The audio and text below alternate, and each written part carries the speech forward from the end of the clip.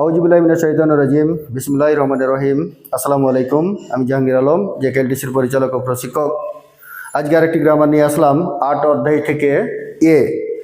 এই গ্রামারটি কখন কিভাবে ব্যবহৃত হবে সে বিষয়ে আলোচনা করব ইনশাল্লাহ। এই গ্রামারটি সাধারণত স্থান বোঝাতে ব্যবহৃত হয়, দিক বোঝাতে ব্যবহৃত হয়, সময় বোঝাতে ব্যবহৃত হয়ে থাকে। এখন আমরা দেখি সেন্টেন্স তৈরি করার ক্ষেত্রে কিভাবে ব্যবহৃত হয়। ঝনুন আমি, সিজাং বাজার, এটা একটা স্থান, এ কারণে এ যোগ হবে, তাহলে উচ্চারণটি হবে সিজাংয়ে খায়ো, আমি বাজারে যাই। তদ্রূপ জিপ মানে হচ্ছে বাড়ি, এ কারণে এখানে এ ব্যবহৃত হবে। তাহলে ঝনুন আমি জিবে বাড়িতে খায়ো, বাড়িতে যাই। ঝনুন আমি হাক্কিও, হাক্কিও বিদ্যালয়, হাক্কিও মানে হচ্ছে বিদ্যালয়, এটাও একটা স্থান, তাহলে এখানে দাঁড়াবে হাক্কিও এ খায়ো, বিদ্যালয়ে যাই। অর্থাৎ আপনি এভাবে নিজে নিজে সেন্টেন্স তৈরি করতে পারবেন, স্থানের নাম দিয়ে সেন্টেন্স তৈরি করার চেষ্টা করবেন।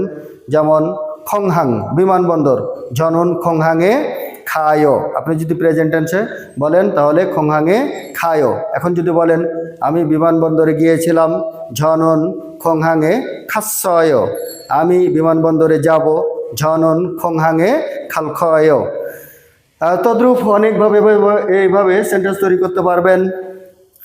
বিয়ংওয়ানে খায়ো, সামুসিরে খায়ো, হুয়াজাংসিরে খায়ো, মিয়ংসিরে খায়ো, খিসুকসায়ে খায়ো, খংওয়ানে খায়ো, ঝনুন খংওয়ানে খায়ো, আমি পার্কে যাই।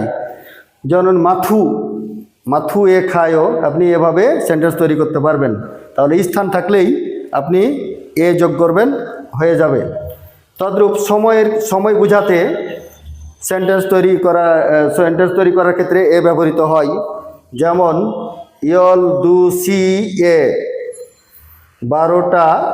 12টায় জমসি মূল, দুপুরের খাবার মগয় খাই। দিক বোঝাতেও এ ব্যবহৃত হয়।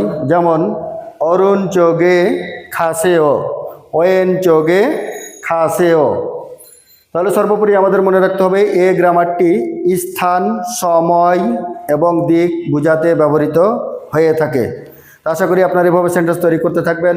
আর আমার সবসময় চেষ্টা থাকবে যারা আমার চেয়ে কম পারে তাদেরকে শিক্ষা দেওয়া এবং আমার চেয়ে যারা বেশি পারে তাদের কাছ থেকে শিক্ষা গ্রহণ করা, এটাই হচ্ছে মূল উদ্দেশ্য।